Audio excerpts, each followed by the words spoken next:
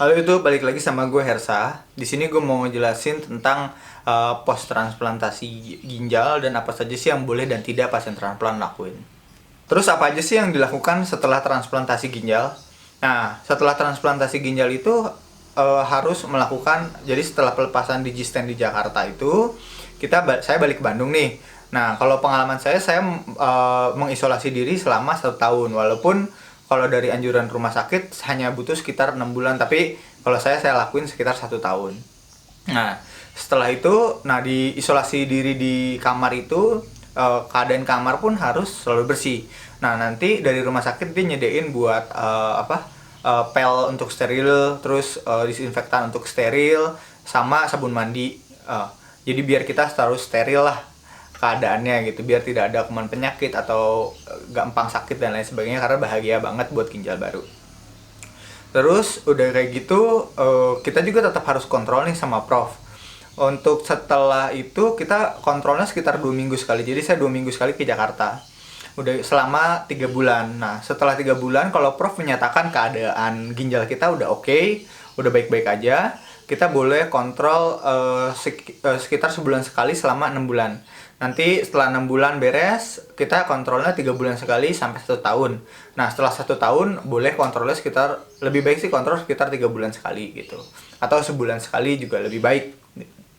Nah, udah kayak gitu, terus gue mau ngejelasin nih apa aja sih yang nggak boleh pasien transplant lakuin.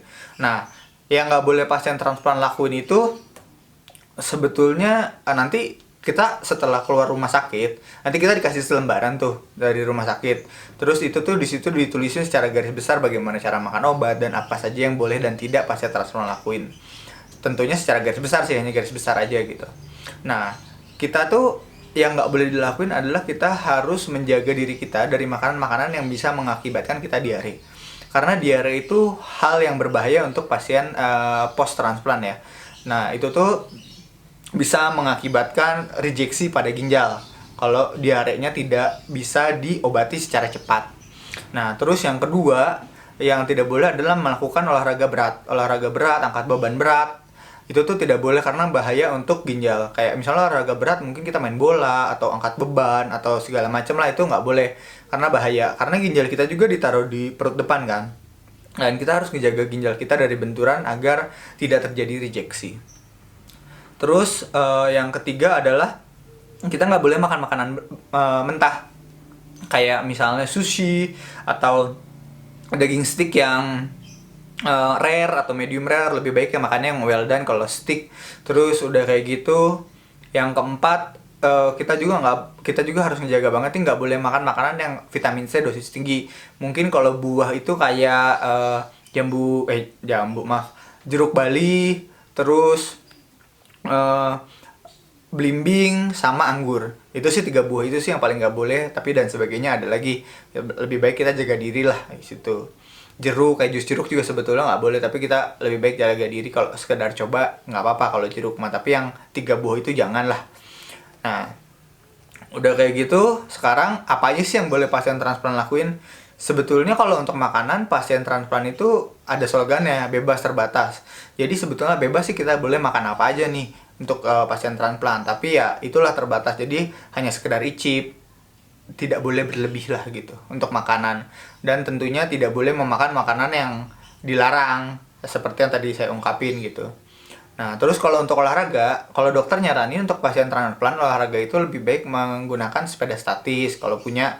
Kalau enggak sih keliling kompleks. Saya sih biasanya keliling kompleks, jalan kaki kayak gitu. Yang penting ada badan, ada gerak lah gitu. Di sini gue sedikit mau nyeritain tentang obat yang gue konsumsi. Nah, sebetulnya ini tuh obat yang dikonsumsi itu berbeda-beda dari setiap orang gitu. Terus jenis obatnya mungkin bisa beda-beda juga. Jadi ini gue mau share apa yang gue makan dan pengalaman gue bagaimana gitu, dan pola gue bagaimana cara mengkonsumsi obat itu. Nah, oke. Kalau obat yang gue konsumsi adalah Prograf 1 mg, Celsep 500, Herbeser CD 100 mg, Ramipril 2,5, Methylprednisolone 2 mg. Nah, untuk makannya, kalau yang gue makan adalah gue makan pagi itu berhenti di jam 7. Nah, di jam 7 gue berhenti makan. Terus sudah kayak gitu, gue makan methylprednisolone 2 mg. Udah gitu gue puasa sampai jam 9. Nah, jam 9 gue puasa nih. Gue makan Prograf. Dosisnya itu 2 mg, 2 mg Prograf, terus 500 gram Celsep, sama Ramipril 2,5 miligram. Udah gitu puasa lagi sampai jam 10. Udah gitu boleh deh kita bebas makan tuh dari jam 10 sampai jam 7 malam. Nah, di jam 7 malam kita puasa lagi 2 jam, jam 9 malam makan lagi dengan dosis yang sama, 2 mg Prograf, Celsep 500 mg, dan Herbeser CD 100 mg. Nah, Prograf ini dimakan setiap 12 jam sekali untuk selalu ngejaga agar ginjal kita tidak terjadi rejeksi. Ginjal barunya tuh tidak terjadi rejeksi. Tapi ini di setiap orang beda-beda ya. Semakin bagus itu harusnya Prograf yang dimakan itu semakin kecil. Jadi paling bagus itu kalau bisa hanya makan 1 mg sehari, itu paling bagus kalau untuk Prograf. Jadi misalnya pagi hanya setengah miligram, malamnya hanya setengah miligram, itu paling bagus. Terus kebetulan obat Prograf 1 mg ini di cover sama BPJS. Jadi untuk masalah biaya semuanya tertanggung oleh BPJS. Kita tinggal bayar rutin ke BPJS. Oke, terus terus sama pasien transplant juga, kalau misalnya mereka mau melakukan aktivitas nih keluar rumah, lebih baik menggunakan masker gitu. Kalau di buku petunjuk di selembaran petunjuk dari rumah sakit, kita disarankan menjauhi tempat keramaian selama 3 bulan, memakai masker selama 6 bulan apabila keluar rumah. Tapi kalau saya pakai masker tuh selama 1 tahun, saya juga masih tetap pakai masker. Kalau ke keramaian saya kadang pakai masker, kalau jalan di pinggir jalan juga pakai masker.